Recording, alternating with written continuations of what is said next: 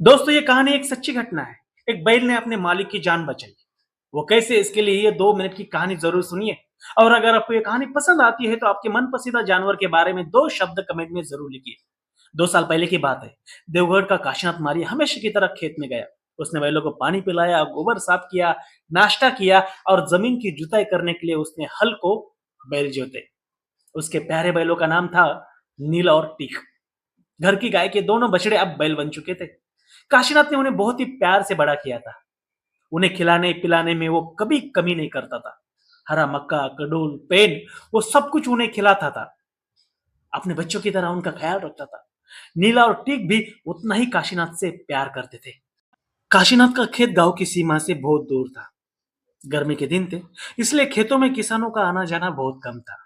जिस खेत में काशीनाथ हल चला रहा था उसके आसपास 1-2 किलोमीटर तक कोई भी इंसान नहीं था। काशीनाथ की एक आदत थी। वो अपने बैलों से बात करता था। अपने मन की सारी बातें वो बैलों को बोलता था। लोग उसे पागल समझते थे, लेकिन उसने कभी लोगों की परवाह की नहीं। काशीनाथ का कहना था कि बैल उसकी बात सुनते हैं। काशीनाथ बैलों को गाना गा के सुनाता। आज गांव में क्या हुआ, घर में क्या हुआ, सब कुछ बताता था। बात करते करते वो जानबूझकर रुक जाता था, ये देखने के लिए कि बैलों का ध्यान उसकी बातों पर है या नहीं। जैसे ही काशीनाथ रुक जाता, बैल तुरंत जोर से आवाज निकालने लगते। जब तक काशीनाथ फिर से नहीं बोलता, तब तक वे आवाज करते रहते। इससे काशीनाथ समझ जाता कि बैल ध्यान से उसकी बातें सुन रहे हैं। वो फिर से उनसे बात करने लगता। आज भी जुताई करते समय काशीनाथ अपने बैलों से बात कर रहा था। बैल भी ध्यान से उसकी बातें सुन रहे थे।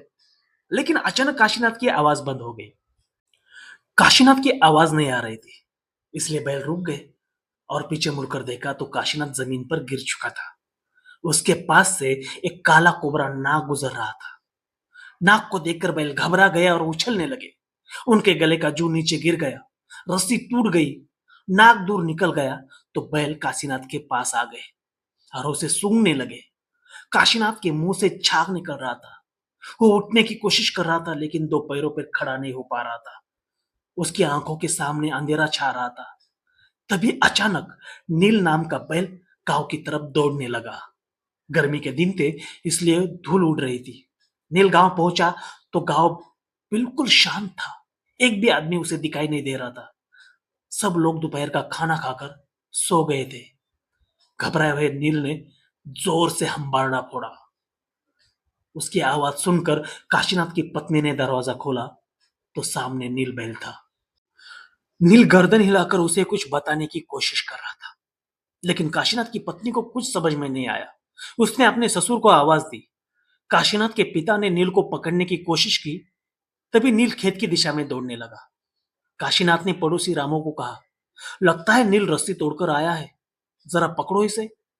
काशीनाथ के पिता और रामू दोनों ने नील को पकड़ने की कोशिश की, लेकिन नील उनके हाथ में आ रहा था। वो सिर्फ जोर जोर से आवाज कर रहा था और खेत की दिशा में दौड़ रहा था। पीछे आदमी नहीं दिखा तो नील बैल रुक जाता था।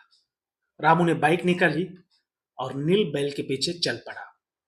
अब आगे नील बैल दौड़ रहा था और पीछे रामू की बाइक। नील रामू और काशीनाथ के पिता को खेत तक ले आया। वहां काशीनाथ के पैर पर सांप के काटने के निशान था। रामू और काशीनाथ के पिता ने काशीनाथ को बाइक पर बिठाया और तेजी से तालुका अस्पताल की ओर निकल पड़े। बाइक के पीछे नील बैल और टिक भी दौड़ने लगे। आगे बाइक और पीछे बैल। तालुका के सरकारी अस्पताल के आंगन में बाइक आकर रुक गई। बाइक के पीछे पीछे बैल भी पहुंच गए। वार्ड बॉय काशीनाथ को अस्पताल के अंदर लेके गए। काशीनाथ के पीछे जब बैल अस्पताल के अंदर जाने लगे, तब काशीनाथ के पिता ने दोनों बैलों की रस्सी पकड़ ली और उन्हें बाहर ही रोक लिया। बैल का काशीनाथ के प्रति प्रेम देखकर काशीनाथ के पिता के आंख में आंसू आ गए। डॉक्टर ने काशीनाथ का इलाज किया। थोड़ी देर बाद काशीनाथ को होश आया। रामू ने जो कुछ हुआ वो सब काशीनाथ को बताया। ये सुनकर काशीनाथ की आंखें भर आई।